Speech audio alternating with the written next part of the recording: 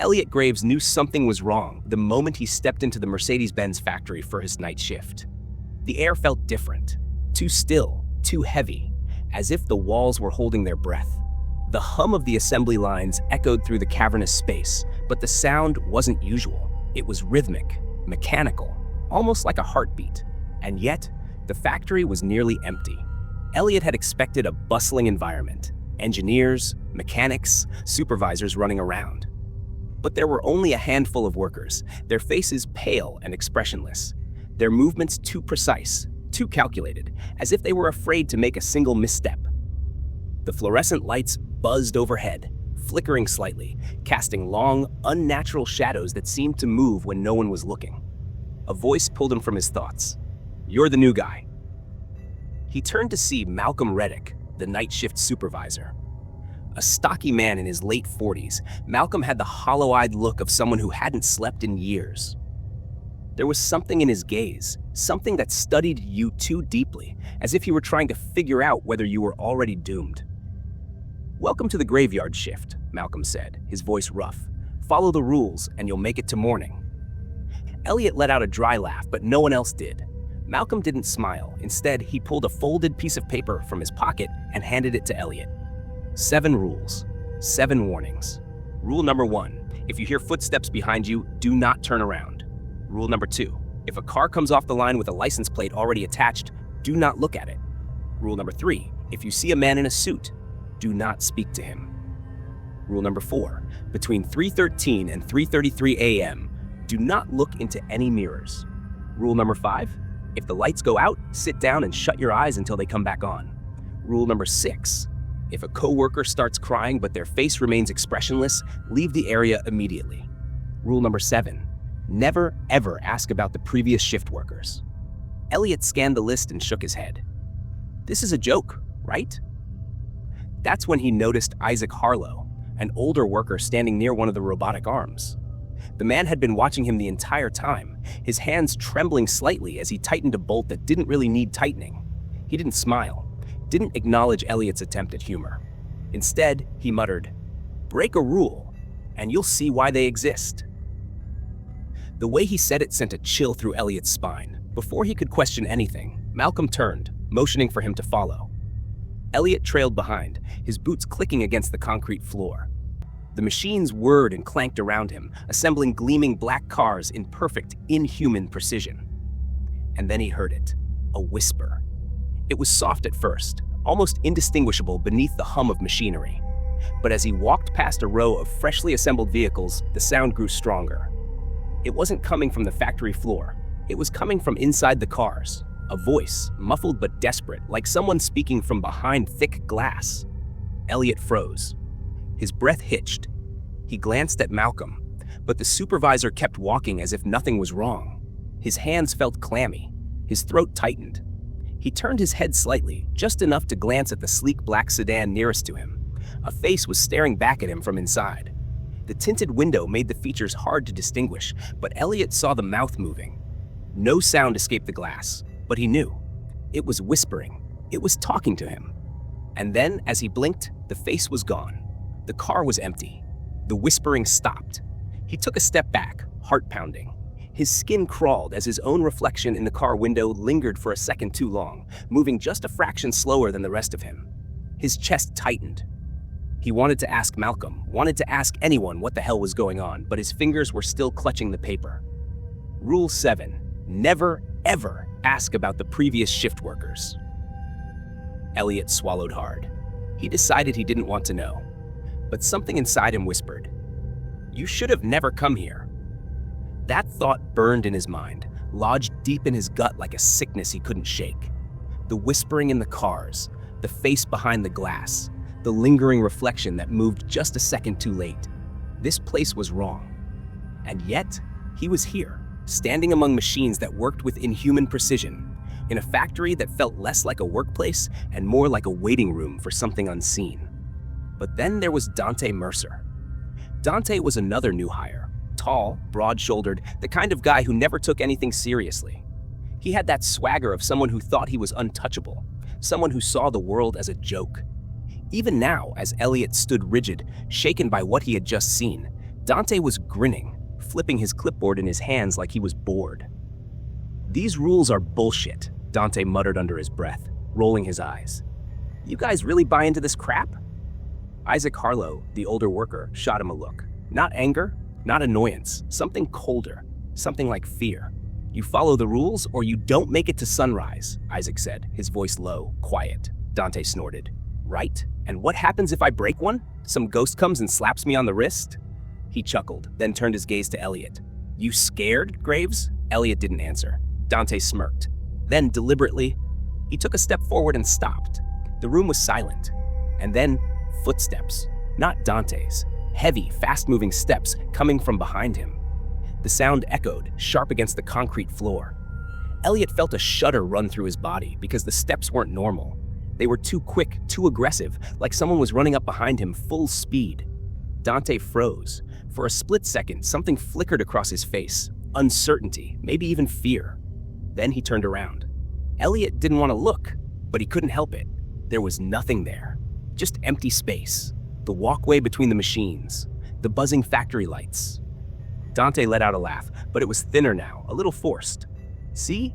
Nothing. Just some stupid mind game." But then, his body jerked. His head snapped back violently, like an invisible hand had just grabbed his hair and yanked him upward. His clipboard fell to the ground with a sharp clatter. He gasped, arms flailing, feet lifting off the floor. The lights flickered. A strange crackling sound filled the air, like static, like a radio caught between stations.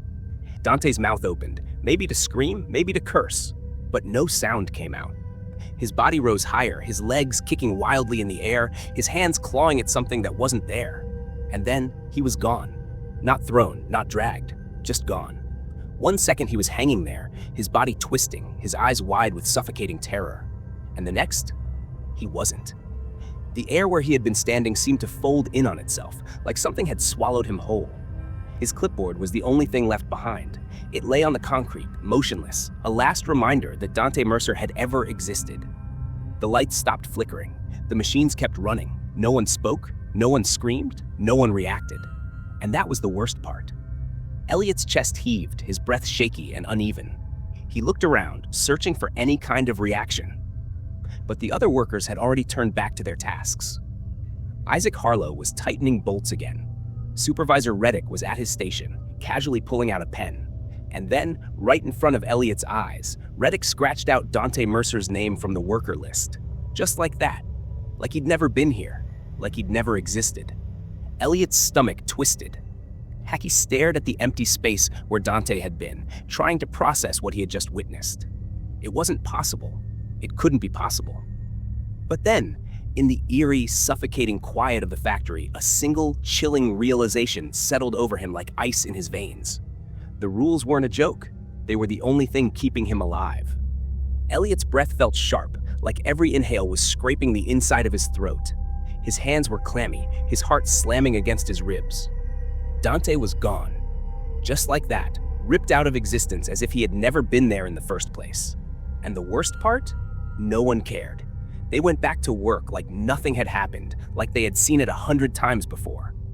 The factory suddenly felt colder, tighter, like the walls were pressing in. The hum of machinery became a distant roar in his ears. Elliot wiped his sweaty palms against his uniform, his movements mechanical. He didn't want to be here anymore. He wanted to leave, but the shift was far from over.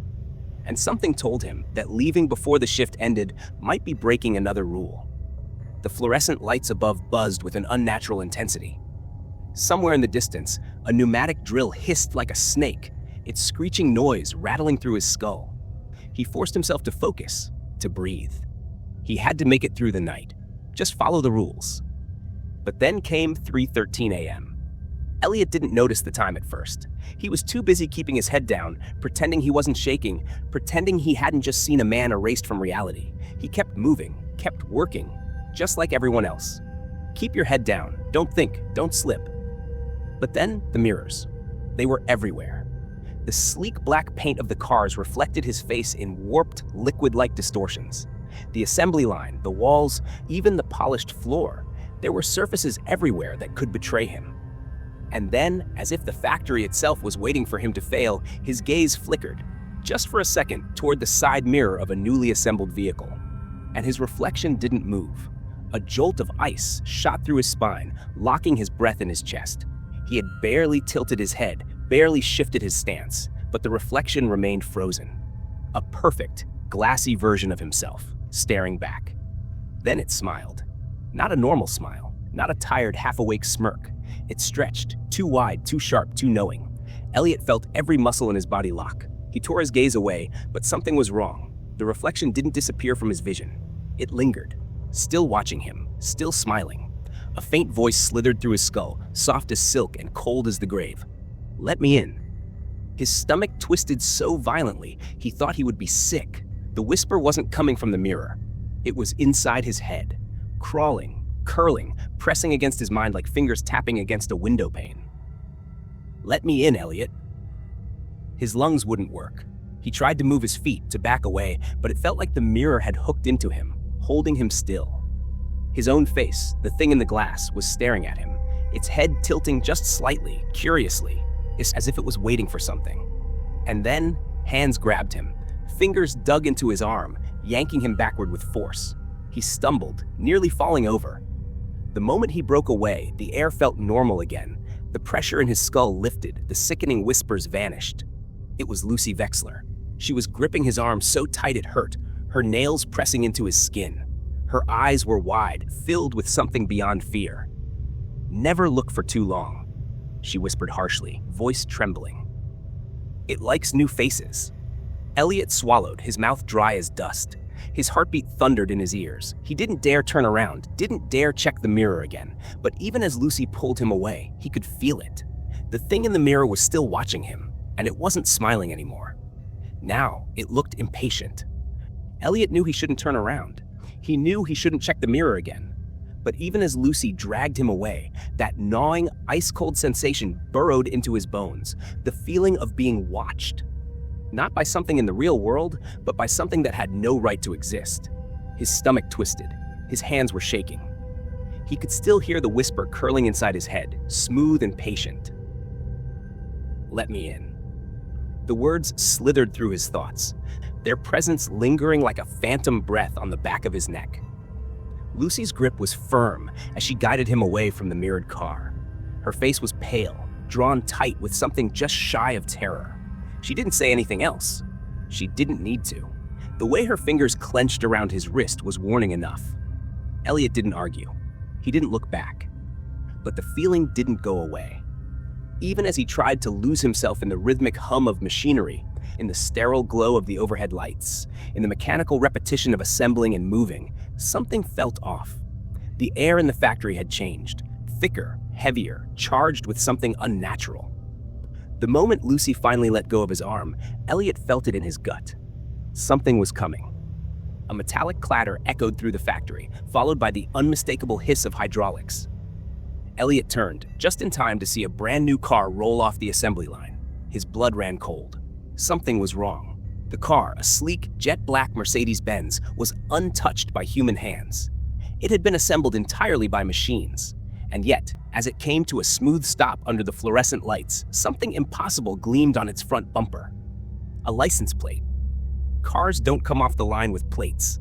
They're added later, registered and assigned by humans, not machines. This wasn't supposed to happen. Elliot's pulse hammered in his ears as his gaze locked onto the plate. His breath caught in his throat. The numbers, the street name, the familiarity. It was his childhood home address. His knees nearly buckled. He hadn't lived there in years, hadn't even thought about that place in forever. Yet here it was, imprinted in bold black letters on the pristine white plate. Isaac Harlow, the veteran worker who had been silent for most of the shift, suddenly appeared beside him. His face was grim, his voice barely above a whisper. "If you see your own plate," Isaac swallowed. His throat bobbed, his eyes dark. "It means you were supposed to die tonight." The factory felt too quiet.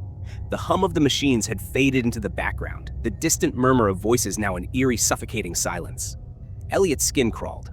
This had to be a joke, some sick, elaborate trick. But then, the car door creaked open, slowly, painfully, like something inside was inviting him in. The hairs on the back of Elliot's neck stood on end. His feet refused to move. The The door hung open, the interior shrouded in shadows. And then, he saw it. Sitting in the driver's seat, perfectly still, hands resting on the wheel, was himself. But it wasn't him. It looked like him. The same face, the same hair, the same uniform. But there was something horribly, impossibly wrong. It had no eyes, just empty, gaping sockets, black holes where its eyes should have been. And then it smiled. Elliot couldn't move, couldn't breathe, couldn't think. The thing in the driver's seat, the thing that looked like him, was still smiling. That same blank, lifeless grin stretched across its face, the absence of eyes making it even worse. A hollow, black void stared back at him. The longer he stood there, the more he felt like something inside the car was reaching for him, pulling at something beneath his skin, beneath his thoughts. A sharp, cold whisper curled through the air. "Get in."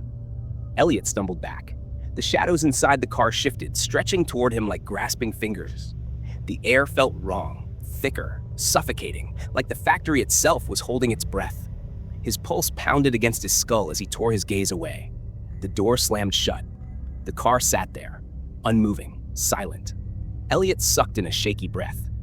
He turned to Isaac, but the man was already walking away, his expression tight, his shoulders hunched like he'd seen this before. Like this was normal.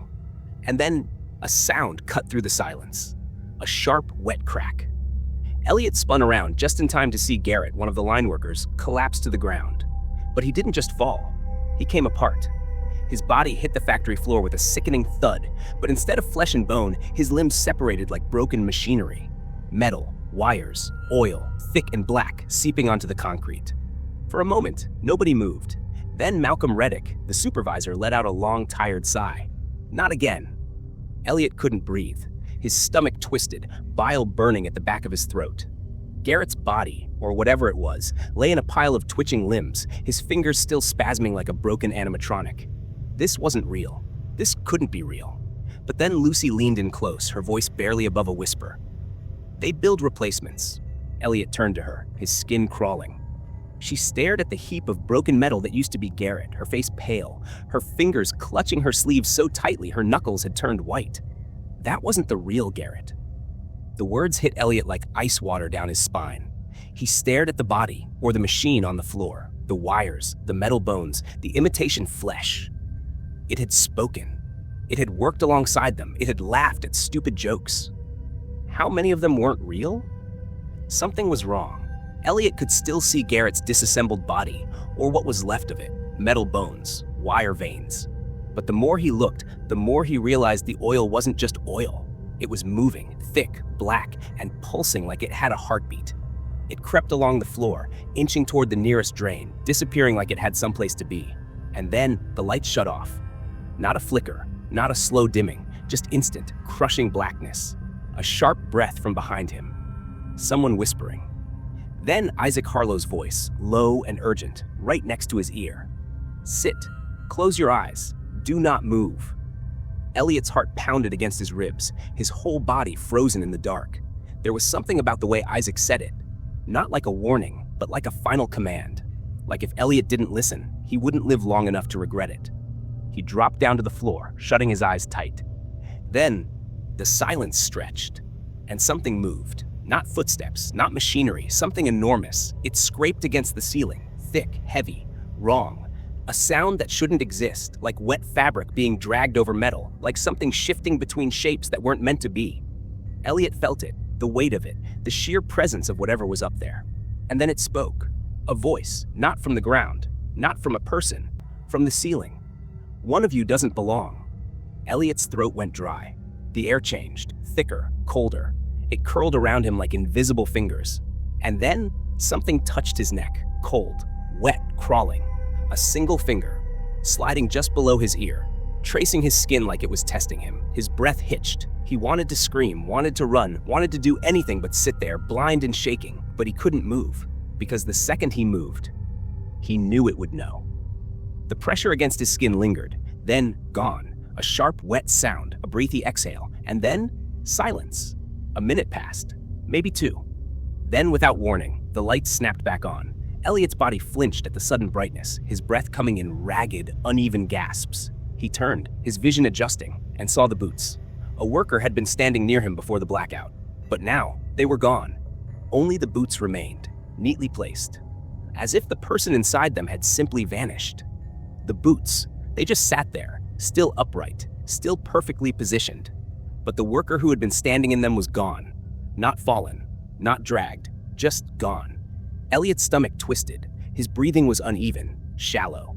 He wanted to back away, to put distance between himself and the spot where that thing had touched his neck, but his body wouldn't move. He wasn't the only one who noticed. Across the factory floor, a man in a suit was watching him. Elliot didn't know how long he had been standing there. Tall, too tall, dressed in a perfect wrinkle-free black suit, a crisp white shirt, a tie that looked like it had never shifted out of place. And he never blinked. Elliot felt his pulse hammer against his skull. He swallowed, barely finding his voice. Who is that? A hand clamped down on his wrist, hard. Isaac. Don't speak to him.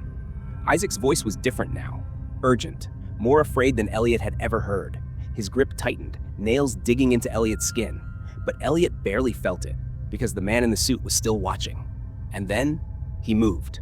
Not a step, not a shift of weight. His head turned, slowly. Too farther. Far too far. The motion was wrong. There were no bones in his neck, no stopping point. His head just kept turning until it was completely backward. And he smiled. Too wide, too sharp, teeth that weren't human. I've been waiting for you, Elliot. Elliot felt his blood turn to ice. He blinked, and the man was suddenly inches from his face. Elliot's breath caught in his throat. The man was right there. Too close, too fast, too wrong. His skin looked too smooth, almost artificial, like something wearing the idea of a human face rather than actually having one. And that smile, those teeth, Elliot's legs locked. Every instinct in his body screamed to run, but he couldn't. The man in the suit didn't move, didn't blink, just stared with that impossibly wide grin, his head still twisted at a sickening angle. Then, the lights flickered, and in that brief moment of darkness, he was gone. Elliot stumbled backward, his chest rising and falling too fast. Where did he go? He whipped his head around, searching. The clock. The shift was almost over. 5:59 a.m. Just one more minute. One more minute, and he could leave. He turned to Isaac, his voice hoarse. What the hell was that? Who was... Isaac wasn't looking at him. He was staring at the clock. No. The second hand twitched. It should have ticked forward, but it didn't. 5:59 a.m. It stayed frozen. The factory didn't stop. The assembly line kept moving. The low hum of machinery rumbled in Elliot's ears. The workers, none of them were leaving. Elliot's stomach dropped. He looked at Isaac, whose face had gone pale. This isn't supposed to happen. The words came out like a breath, a whisper of terror. Elliot turned back to the clock. 5:59 a.m. It wasn't changing. His hands curled into fists. What do you mean? What's happening? Isaac's breathing turned ragged. His eyes darted around the factory floor. Then he grabbed Elliot by the collar. We're trapped. Elliot felt a rush of cold spread through his chest. Then across the factory, standing perfectly still, was the man in the suit, watching him, waiting. Elliot's pulse thundered in his ears. The man in the suit was still there, standing motionless across the factory floor, silent, smiling, waiting. The second hand on the clock didn't move. The world felt wrong, stuck, frozen in something that should have passed.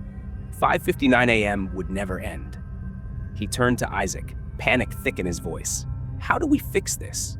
Isaac didn't respond. He was staring at something past Elliot, something above them. Elliot followed his gaze.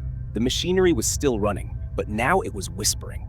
Not the hum of gears, not the grind of metal, but whispers. Dozens of voices layered over each other, too soft to make out, but growing louder, closer. Then Elliot heard his own name. The voices were calling him. Elliot staggered back, shaking his head. No, this isn't. A sudden weight pressed against his spine.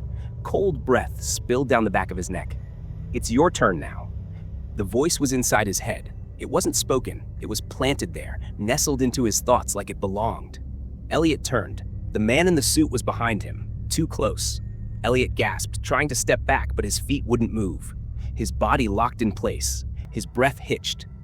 The man in the suit's face was too smooth. His skin was too perfect, like polished glass. And then, his mouth opened. Not like a person's. Not naturally. It peeled apart like metal plates unlocking, unfolding. Inside, there were no gums, no tongue, only teeth.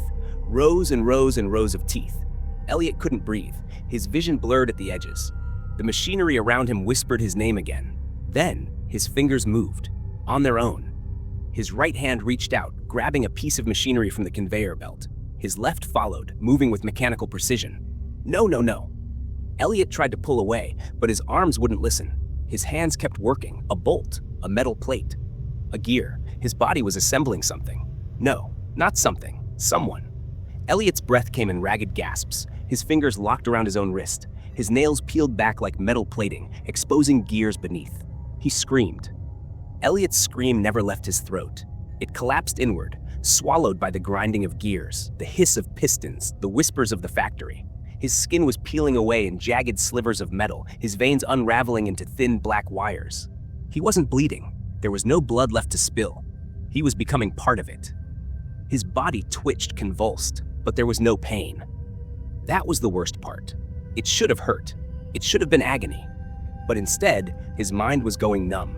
His thoughts stretched and slowed, warping into something cold, mechanical, obedient. No, he had to fight. He tried to move, tried to tear himself away from the conveyor belt, but his limbs weren't his anymore. His fingers had fused into a mess of wires and gears, twisting together, interlocking like part of a larger system, like a machine. Somewhere in the distance, he heard Isaac screaming his name, but Isaac sounded far away. Too far, like a voice at the end of a tunnel. The factory floor stretched, warped, darkened. Shapes flickered in his periphery, figures standing in the shadows, watching. Their eyes gleamed like metal under fluorescent lights. Elliot's mouth opened, to beg, to scream, to plead for help. But his voice was gone. All that came out was a low, mechanical whir. The man in the suit was still there, watching with that empty, unblinking smile. His head tilted, the vertebrae in his neck clicking like shifting cogs. His mouth peeled apart again, stretching too wide. Welcome home. Elliot's vision fractured. Reality cracked open, folding inward, swallowing him whole. The sounds of the factory faded.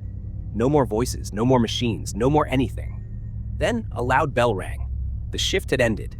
Boots clattered against the metal floor. Workers filed out. The heavy doors groaned as they slid open, spilling in the first traces of daylight. Elliot tried to move. He couldn't. His body was gone. He was somewhere else. His vision was warped, glossy, stretched at the edges. Shapes moved in front of him, but they weren't real. They were reflections, distorted, curved reflections. He was staring through a mirror. No, not a mirror. Glass. A car windshield. Elliot was inside the car. Panic crashed into him like a tidal wave. He tried to thrash, to claw at the glass, to scream, but he had no body, no voice, no hands to break the surface. He was trapped. The workers didn't notice. They walked past, talking, laughing, as if nothing was wrong. As if Elliot had never existed. Isaac was gone. Lucy was gone. The factory continued. And then, a new worker entered. Elliot's vision flickered. He could see the new arrival through the glass. Young, nervous, just like he had been. The new worker walked toward the conveyor belt, hesitant, confused. And Elliot understood. The factory remembered. It always did, and it was hungry for more.